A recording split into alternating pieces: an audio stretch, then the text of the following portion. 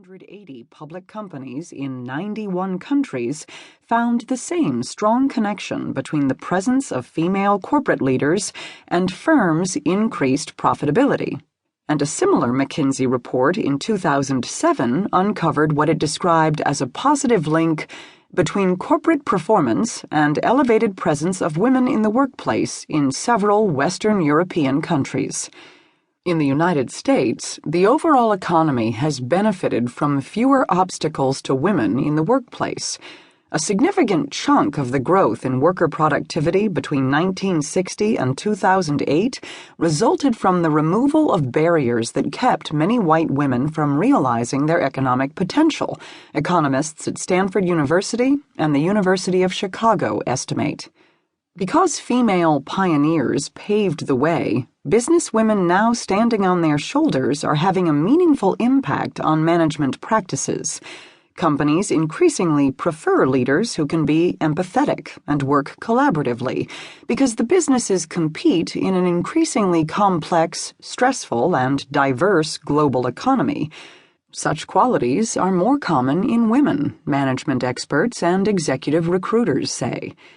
Female managers are also considered stronger than male ones in terms of flexibility and adaptability to change or hardship, and teamwork and cooperation, said a 2014 global study by Mercer, another consulting firm that tracks employment issues.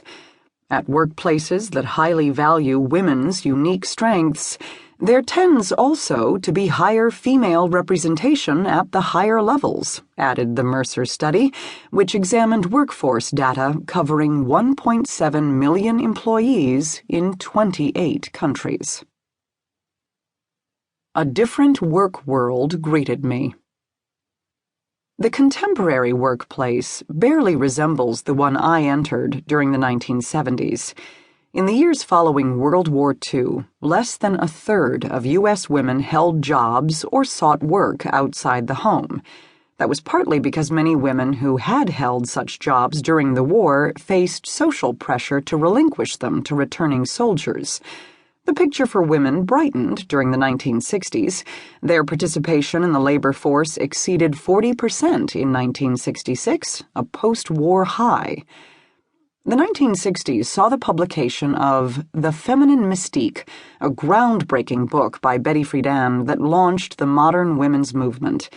Perhaps even more important, the book appeared soon after the 1960 introduction of the birth control pill. Both spurred a surge in female college graduates and the expanded presence of women in professional and business roles. Landmark federal legislation, such as the Equal Pay Act of 1963 and Title VII of the Civil Rights Act of 1964, also had an extensive impact on women's fortunes in the workplace. Title VII outlawed sex discrimination in hiring, promotion, and compensation.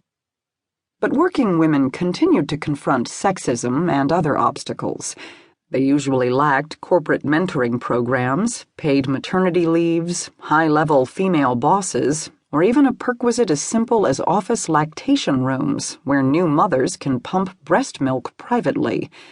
A significant portion of the 152 U.S. newspaper women I surveyed for my 1971 master's degree thesis on sex discrimination against female journalists perceived bias in their hiring, job status, and prospects for promotion. Nearly half, for instance, said that they lacked the same chance to be promoted as a similarly qualified newspaper man. I also uncovered numerous newsroom jobs still linked to traditional sex roles. Jobs generally off-limits to women included reporters who worked nights, sports reporters, crime reporters, photographers, editorial columnists, and senior management. Newspaper women in those days typically got assigned to so-called women's pages, covering food, fashion, home furnishings, families, and parties. I joined a workforce with few female sports announcers, truck drivers, or construction workers. Newspapers' help wanted ads were segregated by gender. If you wanted the highest paying jobs, you looked under help wanted men.